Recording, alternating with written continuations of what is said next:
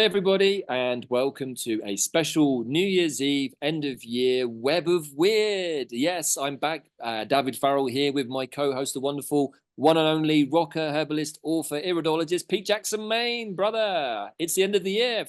What can we say that we haven't said already this year, do you think? Where Um, to start? yeah, it's a good question. I have no idea. We'll just play it by ear, I guess.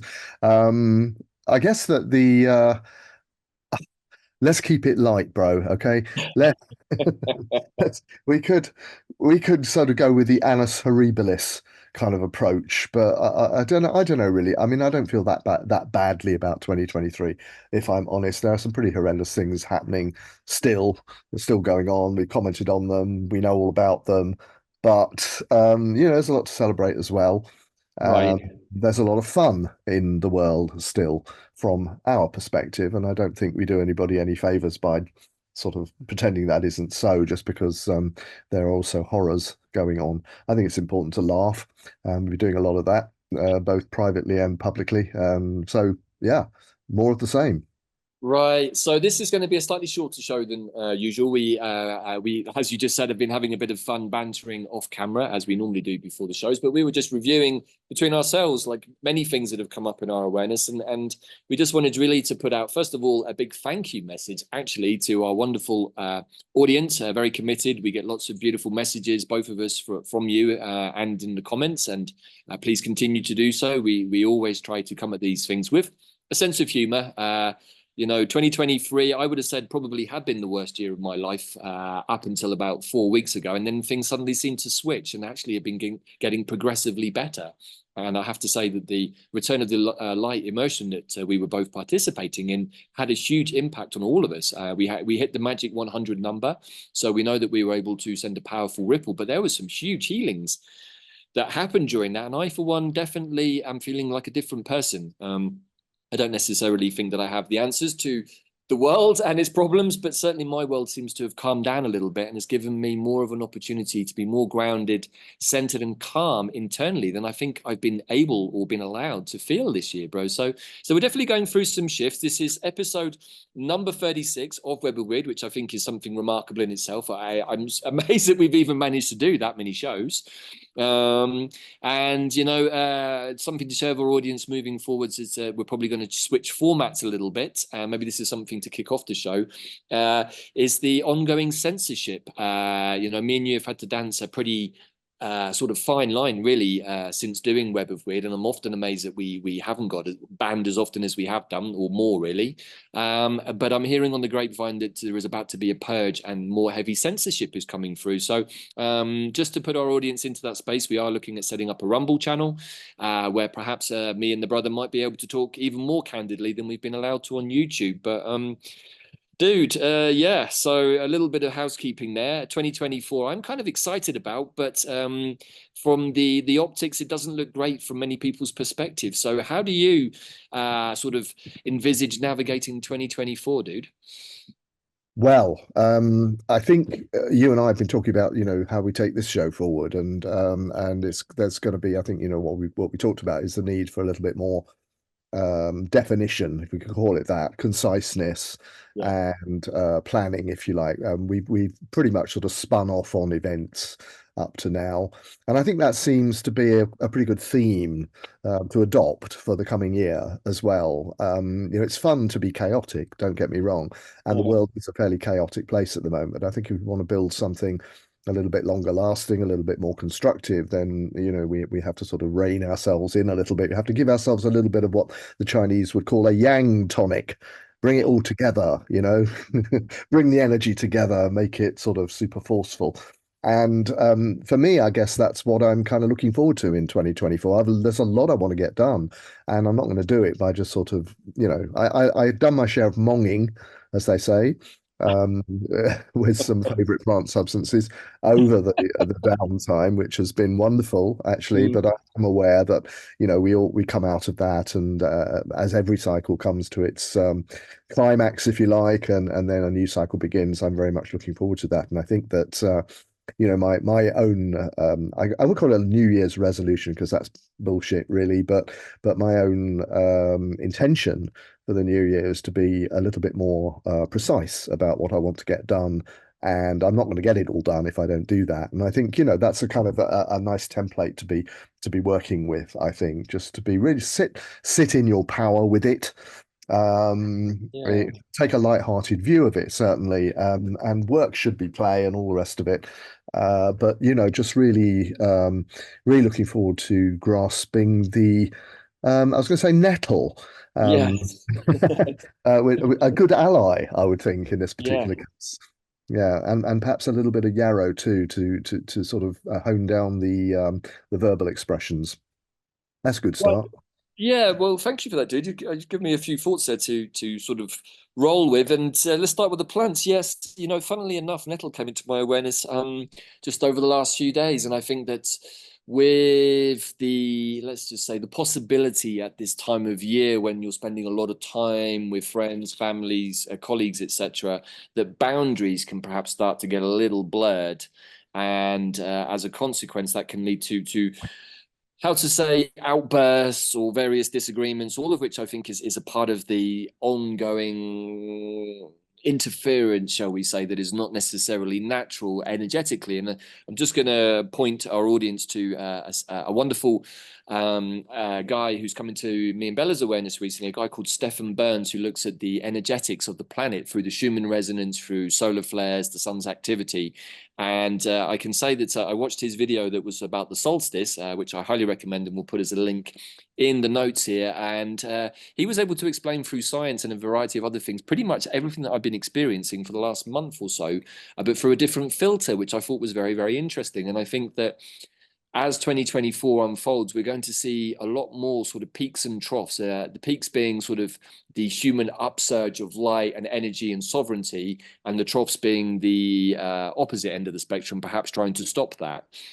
So that's my first thought, and I think the nettle gives us the opportunity to create strong boundaries with ourselves. Works really well with the oak tree, actually. The oak is also very defined in that way. And of course, yarrow allows us to work with the throat chakra and to speak more eloquently and perhaps with more poise.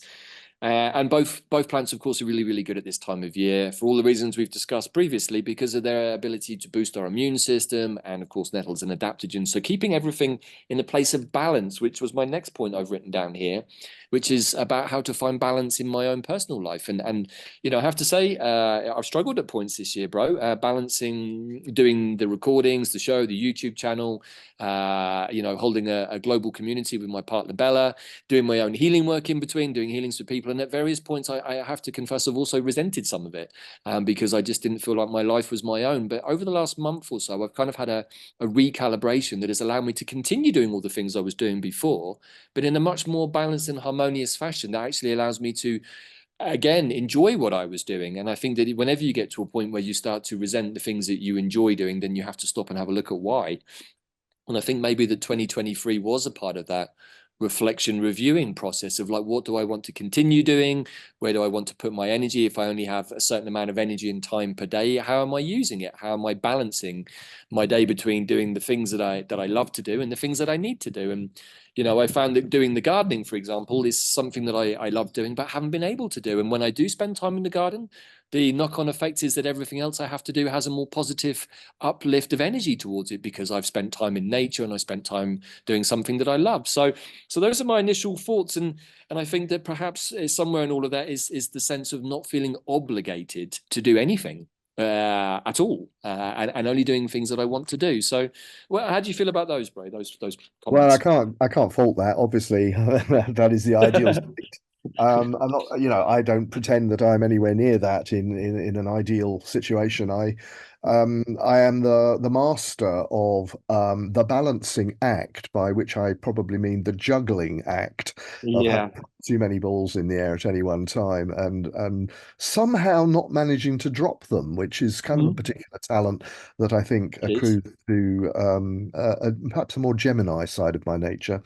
And I, you know, I have got to the stage. I've certainly, but at the beginning of December, I pretty much didn't take it all off exactly. I was still pretty busy, but I wasn't doing the things I usually do. A lot of the stuff that, you know, the routine day-to-day stuff, the day job, if you like, that kind of receded. And there were other things that took over, which were quite nice. And, you know, changes are good as a rest, as they say. But I did get to the stage by then when I had got what a lot of people in the healing profession call compassion fatigue, which is not terribly good news for my patients and clients, I guess. But you know, Yeah, it is a temporary thing. We all need a break now and again. And I think most of the people who consult me and use my services understand that, and they're always, you know, very yeah, supportive when I say, look, I'm actually not going to talk to you for the next week because I'm having downtime. They say, oh, thank God for that, which I very, very much appreciate actually.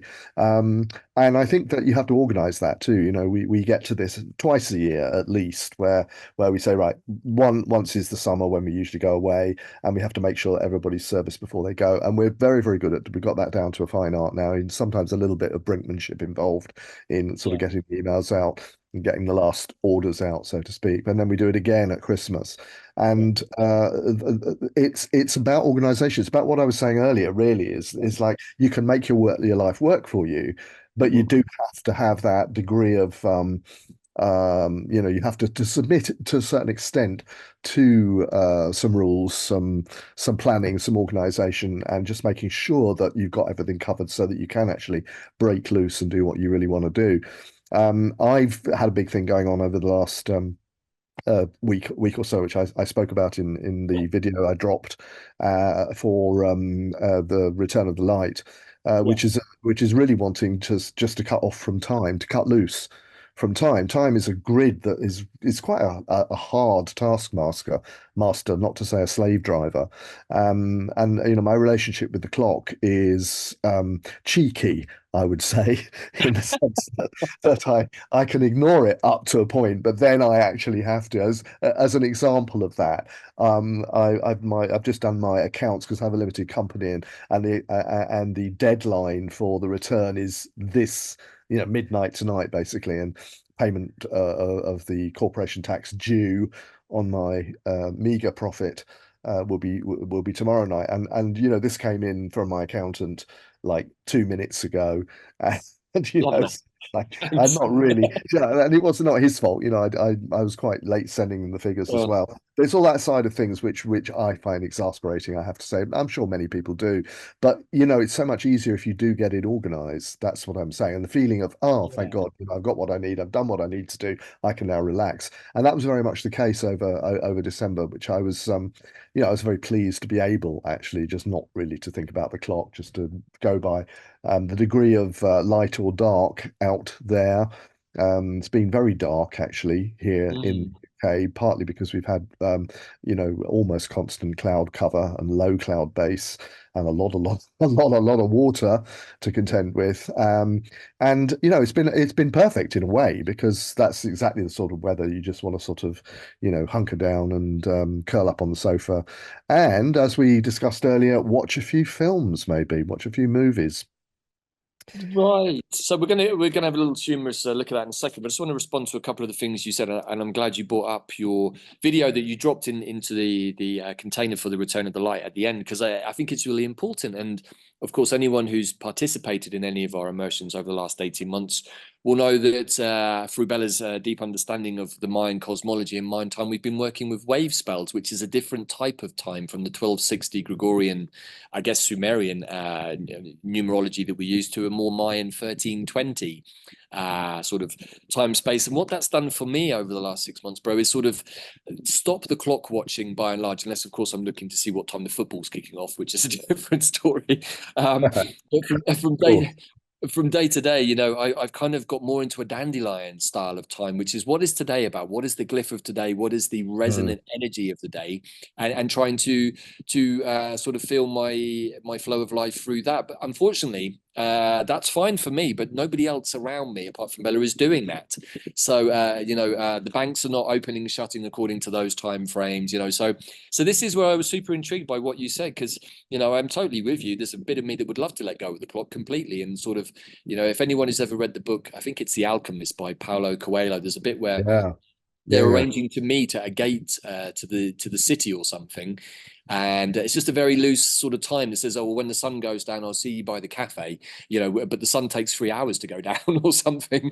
So, but I love the idea that time is more malleable than that we're not wasting time if we have to sit and wait for 2 hours and idle, away on the pavement and watch the world go by. And I think this is it, isn't it? I mean, I have a very strong vision as you were talking of something that because we used to visit Egypt due to our various interests in the culture of that country, yeah, and there was this thing called Egyptian time. You can translate it into yeah. African time to, I'm sure you've got Mexican time, and I know that the Irish take this on quite well as well. The Irish time is very much similar, and I remember one instance of Egyptian time where we were going to hook up with a boatman who was going to take us off down the Nile in his felucca, and he said, "I'll meet you here at midday."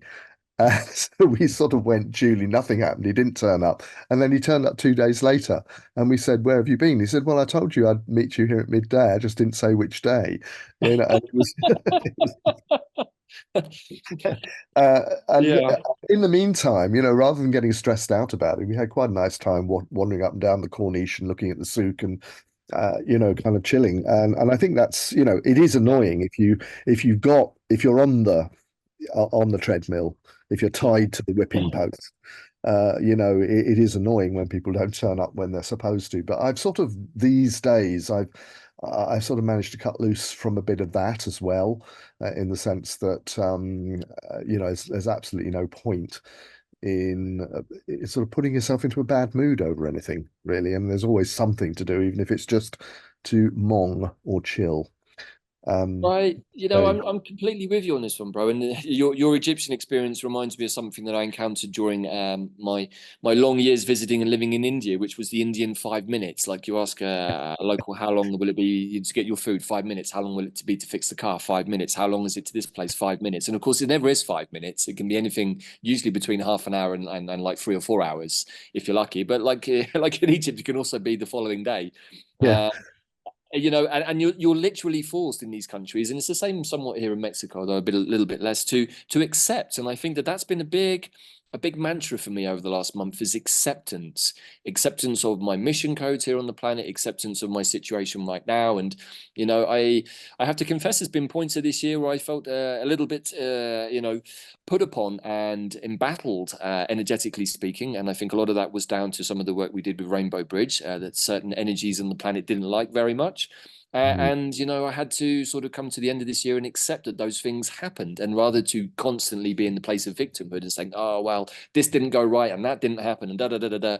And I have to thank my teacher, Patrick Mimanaway, for reminding me of this in the geomancy course in his first module, which is the keys to the state of grace. And one of his major go-tos is to take 5 minutes and look around you and thank God, great spirits, the goddess, all of these beautiful high dimensional beings for the things that we do have. And as I was gardening in my board shorts just a couple of days ago in the midday sun of Mexico, I was like, this isn't so bad, really, is it? I'm planting my seeds, I'm getting a suntan. It's like literally, the coldest point of the year for most countries in the world, and here I am getting a tan in my wonderful, space down here in Mexico. And I thought, you know what, Farrell, you really have nothing to complain about. But that Scorpio part of me still wants to have a little root around and say, oh, well, that didn't quite go like this, and that didn't pan out the way it could have done. And I'm like, yeah, but everything else is really, really good. And I think that, from my own perspective, coming back to a place of acceptance about everything is perfect, sort of typical dandelion mantra, everything is always perfect. And rather than looking for the things that aren't perfect, look at the things that are really, really good and say thank you for that. And I have to say that whenever I do that practice now, I feel great within 5 minutes. I'm like, wow, I'm really a lucky guy. And that has given me the opportunity over the last month or so to become more grounded, more centered, more objective about why my cat always comes on my knee when I'm doing podcasts, like she's just done now, and everything's gone crazy around me. But also more objective about how to manage 2024 and to bring things back to a more kind of grounded and centered direction, really, as we were just saying.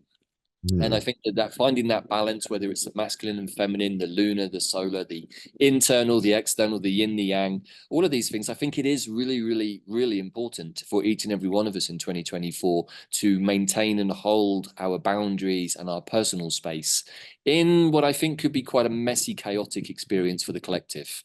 You know, we've talked about this a lot off camera, and today we want to keep things high vibe, but I think the essential component to all of this is not necessarily thinking there's going to be a bifurcation, although I do think that that's sort of going on.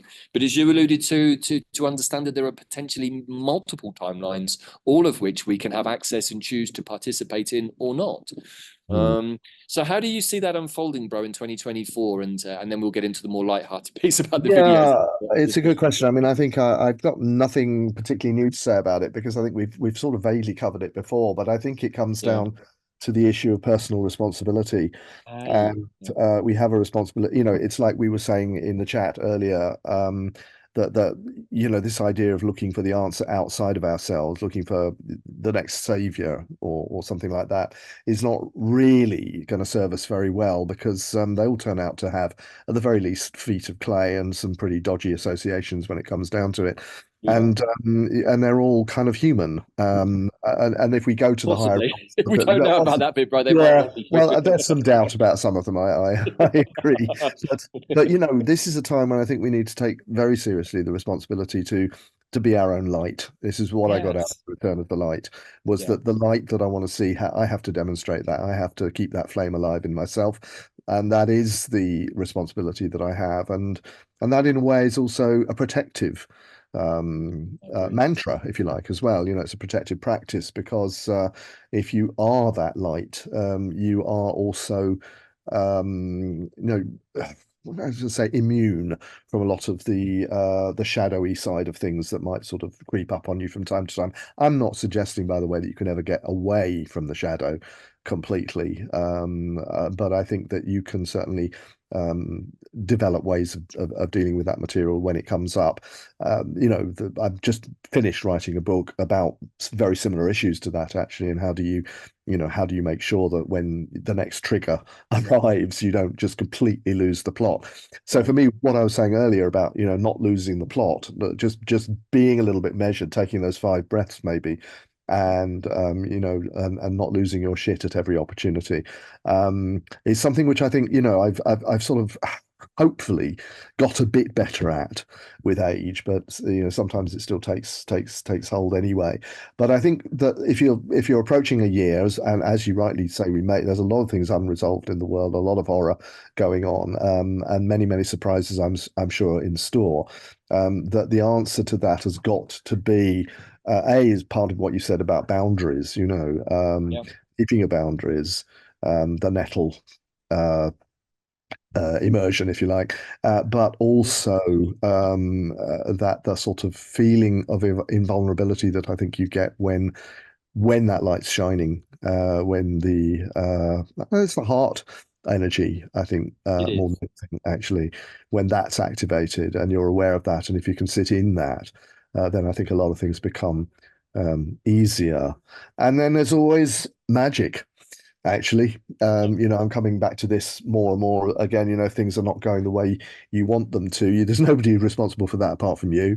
So Mm. do something about it. You know, Agreed. learn how to do a little bit of manipulation. And the timeline thing, you know, again, what timeline do you want to be on? Well, don't just sit there and wish for it. Just make it happen. You know, what world do you want to see? Make it happen. You are, as somebody very famous, I'm sure, once said, "Be the change that you want to be, that you want to see."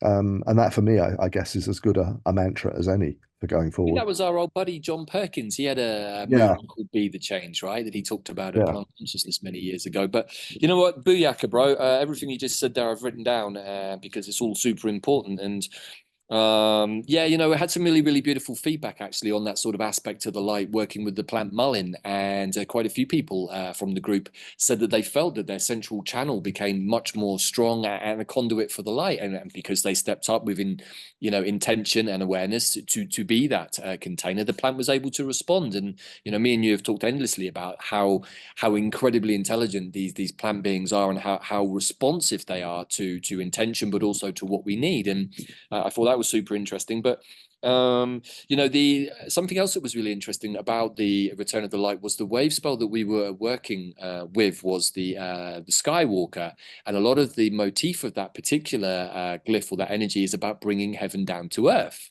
And what do we really mean by that? Well, we're talking about 5D vision setting to 3D manifestation, right? You know, I think a lot of the work of 2023 and 24 is about decoding and simplifying many spiritual ideas into something we can actually, as a layperson, make sense of and practice with. And for many years, I would say as a Buddhist student, I found it frustrating that none of my lamas could translate Buddhism into the other shamanic aspects that I was doing. And so in the end, I had to do it myself. And it's been an incredibly profound revelatory journey for me, I guess you could say. But one of the things that I think has got me through the last couple of years, and I want to share with our audience, maybe if they haven't already clocked this, is that when you follow the astrology, or you look at what astrology is coming up, and then you couple it with things like the wave spells, you give yourselves these really, really strong foundations or containers or markers with which to navigate the energy flow. And, you know, I just sat and watched a wonderful colleague, Pam Gregory's sort of forecast for 2024. And me and Bella had our 24 diaries out, and we were marking on the days when certain conjunctions were. And then actually I did a further search on a few other astrological websites to pull up the major transits and conjunctions of the whole year. And I marked those in my diary. Why did I do that? So that I can see the energy flow through January, February, and later into the year. And immediately I started to get more of a visual container of how 24 is going to look from the astrological energetic perspective. That for me is really, really useful because it gives me indications of when to do certain things and when not to do certain things. I mean, the classic one, obviously, you know, Mercury retrograde, which we are currently in, is not a great time to necessarily do lots of external communications. But what is really cool is, and I need to share this one, on January the 20th, of course, Pluto enters Aquarius again for the second time in its sort of passing of the ages, I guess, from Capricorn to Aquarius. But what's really interesting is that day that there's a Pluto cazimi. Now, a cazimi is when I think the sun passes either in front of or behind a particular planet. It's basically a conjunction with the sun. Now, what's interesting about this is that when this happens, it's on the same day that Pluto moves into Aquarius, but it happens 11 hours beforehand. Now, I read a really interesting piece that somebody had written, basically positioning the Pluto cazimi, which happens at about, I think, 6 o'clock in the morning here on January the 20th, as a final purification at the anaretic degree of 29:59. So literally the last minute of Capricorn, there's this Pluto cazimi that happens. And then 11 hours later, Pluto moves into Aquarius. So I thought that was really interesting because Pluto's now going to be in Aquarius from January the 20th until September. So we're going to have a very, very strong dose of what we had last year, but only for a couple of months. Or maybe it was earlier this year, actually. I can't remember now, which is when Pluto entered Aquarius briefly and then retroed back into Capricorn. But Pluto moving into Aquarius, by many astrologers' thinking, is sort of the culmination of this age. It's the end of the top-down hierarchy and Pluto's expose of everything that has been the top-down hierarchy. As we move, I would suggest, into the Aquarian age, which I think is more indicative of 5D and sovereignty. So I just wanted to add those things in, bro, because, you know, when we have those sort of markers, we can say, in the astrological and Mayan year ahead of us, it gives us a sort of a way to be more balanced and centered. And so if we do get buffeted by the external planetary or collective or narrative energies, then we have something to fall back on that we can rely on ourselves. Sure, absolutely, and I think I'm listening to that. It's clearly very much in line with what I was attempting to say as well, which is that you know, it comes down to a lot more to individual responsibility and less to that top-down hierarchy. We had a little chuckle earlier on about the meaning of the word mandatory, because the top-down hierarchy loves to make things mandatory. But you know, as we noted, you know, many of us actually did not obey the mandate, and there were no consequences. So it sort of doesn't really work. And I think I've long suspected if you just say, yeah, I don't hate you for trying to do this to me, but it just won't work.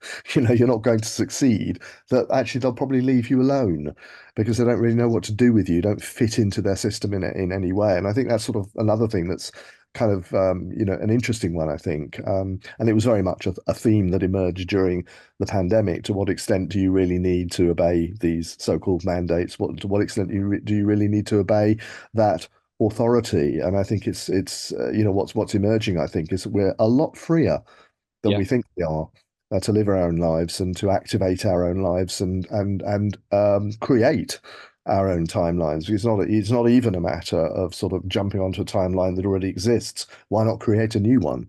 In your own life for whatever you want to do. So I think it's all. I mean, Pluto's an interesting energy, isn't it? I don't know an Yeah. awful lot about it. I'm not really an astrologer. I did study it many years ago, but interesting things happen around Pluto for sure. So I mean, it's probably going to be a rough ride. We're pretty used to that now, but Yeah. quite exciting in a way as well to see what comes next. Yeah.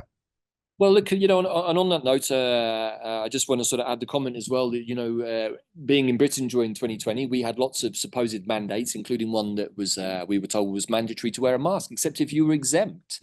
And some of us decided to look into what that exemption actually was. And I'm just sharing this because even now I still meet many British people who are not aware of this. And so we had to wear masks all the way through. I'm like, no, we didn't. I never wore a mask once. A, because I didn't believe in the hopes it was being perpetrated against us, and B, because the government told me I didn't have to. And people look at me with these sort of blank expressions. Well, what do you mean? I said, I went to the government website and printed off the PDF badge that says I'm exempt from the mandatory mask wearing. And as a weird consequence, even though I never really showed the badge to anybody, only on one occasion did I show the badge, and it was like watching I don't know, an individual melt in front of me. He lost his ability to speak. He started like, you're exempt. His like voice went really weird, and he had to go and sit down in the back room. And I saw him sweating profusely. I was like, what the hell happened to this guy? And then I twigged that nobody had presented one of these badges to him, and something in him was malfunctioning. Does not compute, does not compute. Need to Yeah. wear mask, but has badge. I don't understand, don't understand. They Sit couldn't down. deal with it. I know. I know. And, Yeah, I'm making this humorous joke out of this, but the point is that actually that was the only time in the whole of 2020 that I got asked about why I wasn't wearing a mask in a shop, because I had the badge in my wallet. I had this kind of energy, I guess, and I chatted with a few other friends who lived close to me in Mid Wales at the time, and we were all on the same tip. And then I said, you know what, bro, I haven't been stopped by anybody either. But what's funny, when I go to the supermarket and I see other people walking in who look super shifty and they don't have a mask on, they get like the evil Knievels from everybody. And I'm like, yeah, me too. I've had that experience, wandering down the refrigerator aisles and seeing another person without a mask, getting totally like clocked, and even people like saying bad things. Meanwhile, I'm literally like next to them and they haven't even clocked me. So I'm yeah, like, what is going on here? And the only conclusion I can understand is that energetically, I knew that I was exempt from the mandate. yeah. And I didn't have to do anything for it. So it made me really question many things that we were told we had to do. You don't have a choice. And we were talking about this beforehand, even with some of the health service, right? So the reason I'm just saying all of this now is that I think that we have to be very clear about what sovereignty means and about how we stand up for ourselves, and understand that we cannot and should not allow ourselves to be coerced by narratives that are not completely honest, Mm. in their wording. And of course, as we both know, English is quite a interesting language from that perspective too. And there are a lot of magic and spells in the English language, which hopefully as we move forward are going to start to be decoded as we understand how control has been kept over all of us. But, the journey to sovereignty and freedom is a bumpy one, and it requires lots of 5D non-dual thinking to make it okay, I think. Otherwise, we lay ourselves open, I think, to being hijacked, manipulated, and all of the other things that we've seen over the last 3 years. So I guess that's my final thought on all of this, dude. For the last few minutes, would you like to share your Christmas viewing list? I don't think it's particularly seasonal. No, But it's not, well, one of it, it's true. I mean, we watched a few films, and I've likewise, enjoyed that. Some yeah, really bad ones. there's a We lot of have them. I don't know whether, if anybody's familiar with these platforms that market films, Yeah, you'll see that they have sort of categories, and you can sort of scroll down, and one category is continue watching, and that means all the things that you started watching that haven't finished, and ours is a mile long. right. Because so much stuff we get 5, 10, even 15 minutes and think, oh, this is diabolical. Let's just skip it. So there are quite a lot of that going Yeah. on. But there were a few surprises, and my sort of tips really, for anybody who wants a good watch, and they're on a little bit on the black side in many ways, on the dark side. One is Boudica. Now, Mm, you and I talked about that, and it's patently obvious that this film is not historically accurate in any way, shape, or form, but it does raise some interesting issues. It's the story of mm, the Roman occupation of Britain, and the resistance mounted by a British queen who goes by the name of Boudica. And the first thing I found interesting about it was that it is a story of an occupation and what happens when you occupy. And there are sort of, there's an obvious correlation Of course. in terms of contemporary history and politics going on right now. And it's not a nice thing. And what interested me about it was that it's incredibly bloodthirsty. But I did not react to that by thinking, oh my God, I don't want to watch this. I thought I was actually cheering them on. And I should be ashamed to admit that, but I'm kind of not, because it almost is on the level of, hang on a minute, sometimes you actually have to stand up and fight. You don't have a choice. Yeah. I know there's voices coming at the back saying, well, actually you do have a choice. You don't have to do it. And maybe you shouldn't. But Mhm. at the same time, everybody knows, apart from certain people who I will not name, that if you invade someone else's territory and torture them, take their Mhm. possessions away, treat them like third-class citizens and or animals, then they're likely to get a bit shirty. You can Funny expect that, isn't it? I can't you can imagine expect why. some kickback, okay? Right. And this is what the film beautifully brought out. Actually, I'm not going to sit here and take it. They all died. They were all, murdered by the Romans. And the interesting thing, again, was the Romans sort of, when it was hand-to-hand combat, they were supreme.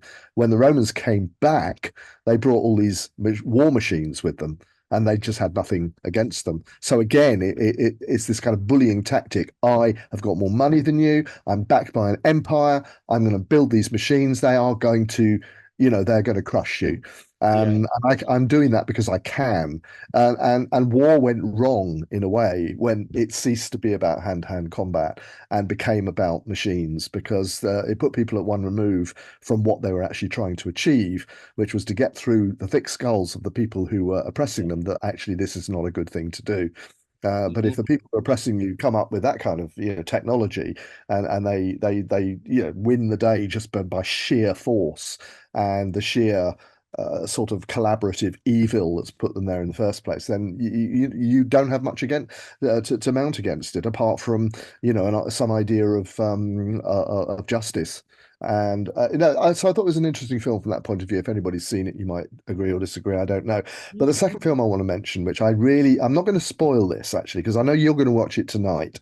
Yeah. And if anybody hasn't watched it, I would strongly recommend it. And it does pop up amongst the Christmas films in, I don't know whether it's Prime or Netflix. I think it might be Prime Video, and it sort of nestles amongst, Happy Birthday Father Christmas and the best Christmas ever and Christmas Castle and Christmas this and Christmas that, Yeah. and it's called Silent Night, which of course is a very Christmassy title. Mhm. But what it is about is quite another matter. It is a Christmas movie. It does deal, as so many of them do, with a reunion of old college mates and their new families, and there are a few kids involved as well. It does get seriously messy. There's a bit of drinking going on, but there's one feature of it which is going to, when you see it, you will realize that it is a deeply satirical film, Mm. and it directs itself very, very clearly at the pandemic and at the reason why we can't trust governments, and at the pop at the what we have liked to call in these shows the offered medication. Now, the offered medication in Silent Night is an absolute mind blower. So, if you haven't seen it, do tune into it. It's got Keira Knightley in it. I'm not sure whether that's a kind of a pull or not for anybody, but it is not the sort of, it is quite well populated by known actors. So it's a significant feature film. But what it was made in 2021, and what astonished me, I mean, when we finished it, we sat there for a couple of moments in silence, thinking, how on earth did they get anybody to fund that, and B, they got it on a prime time movie channel, because it was so obvious what it was about.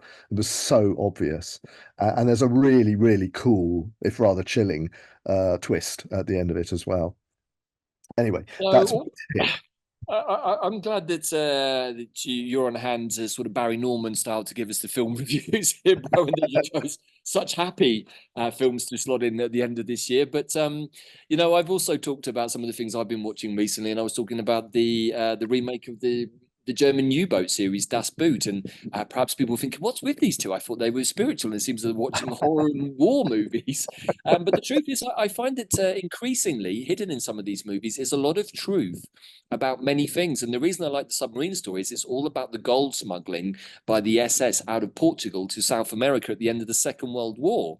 And I'm just watching now what's going on in South America with the new president of Argentina, which, if you haven't clocked him, I definitely recommend watching a few videos, because I'd love to get some feedback on whether people think this is a sane individual who should be running a country the size of Argentina, because this guy looks completely off his chops.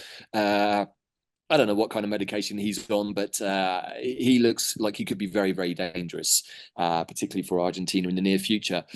So I'm thinking, like, what's going on here? Like, and now that, and this is definitely Web of Weird territory for maybe our next episode, but why is Britain sending a warship to South America to engage in hostilities between Venezuela and Guyana, when, as it turns out, that Britain seems to be holding gold that it stole from Venezuela and won't give back?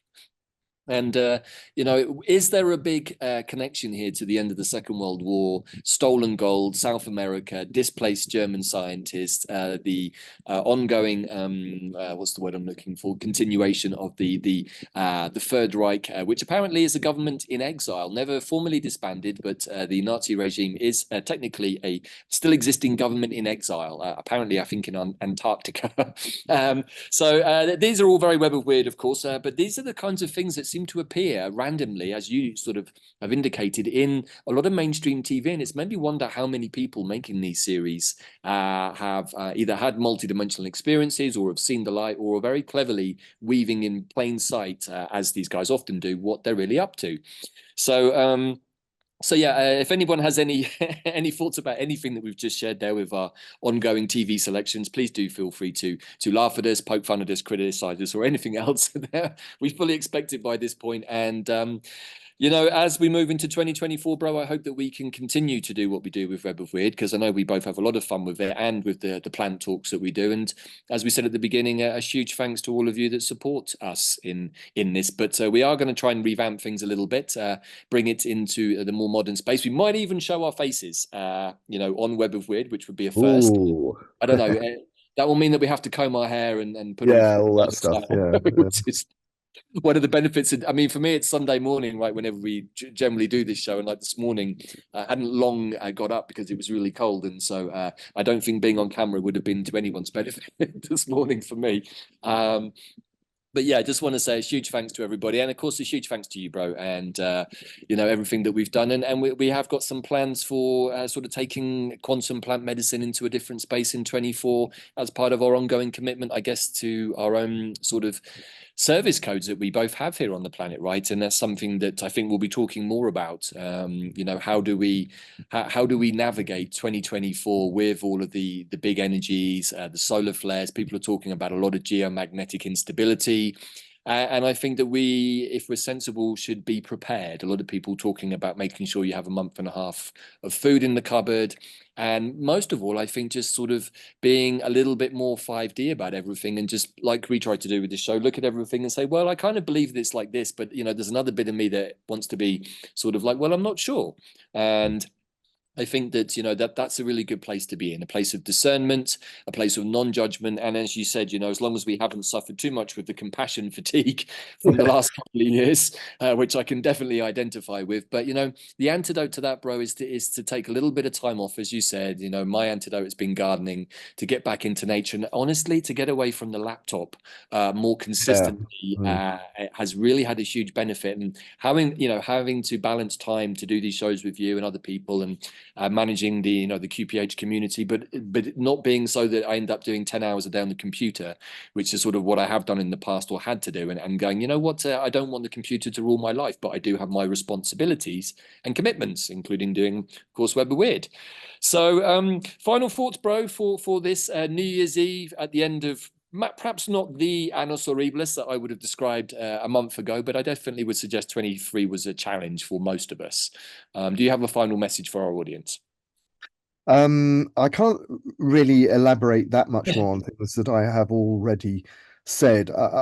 There's a point at which the whole sort of New Year thing, I have to take a little bit of a long, hard look at as well, because we go through it, people get very emotional about it, and the midnight is the big thing, and everybody You have to, there's certain routines and rituals that you have to do, but actually it's just the rollover of 1 minute to the next. And I just suggest that people stay awake from 1 minute to the next unless they have to sleep. I guess. Profound, dude. I think that's the most profound thing you've ever said on Web of Weird. Yeah, I think so. I think I'll leave it there. Well, I don't know how I can really in any way better that, so I'm just going to say what he said and point everybody to, of course, our websites, quantumplanthealing.com and quantumplanet.world, where I think me and Pete are hoping to do some more deep dives on some different plants in 24, and of course Pete's own website, thenaturalcenter.com, where you can connect with Pete, get medicines, and of course also purchase the book. How is that going, bro? Just as a final thought. Yeah, it's going very well. I have every reason to believe it is. And I got word from my publisher that they are now starting work on the next book. So that's a little bit sooner than I was expecting, actually. They've got the manuscript and pretty much everything is there to go. So I'm looking forward to getting that one out next as well. But yeah, I think all good. It's getting a lot of good feedback from people. Yes, generated a lot of interest. Good. Good. I'm really pleased to hear that, and congratulations on both the book that's come out and the one that's hopefully going to come out in 24. And Yeah. again, for our audience who haven't clocked that, myself and Pete did a really interesting talk about iridology and, of course, what the book is about. And you can see that on the Quantum Planet World YouTube site and, of course, Quantum Planet World itself. So I think that really is it for this year. Final thought to all of our listeners, if you're part of the QPH tribe or QPW, we do have our special Christmas and New Year's discount offers on everything across both platforms. So, and if you're not aware of that, please do check that out on the websites. And also, for those of you who are on our mailing list, please do check your spam and junk mail. It seems that all of our emails, even to myself from my own website, are going into my junk.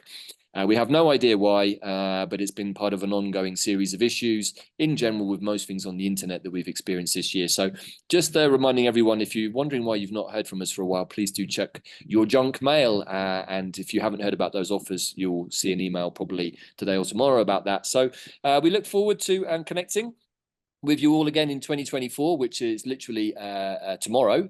As Pete said, it's just another day.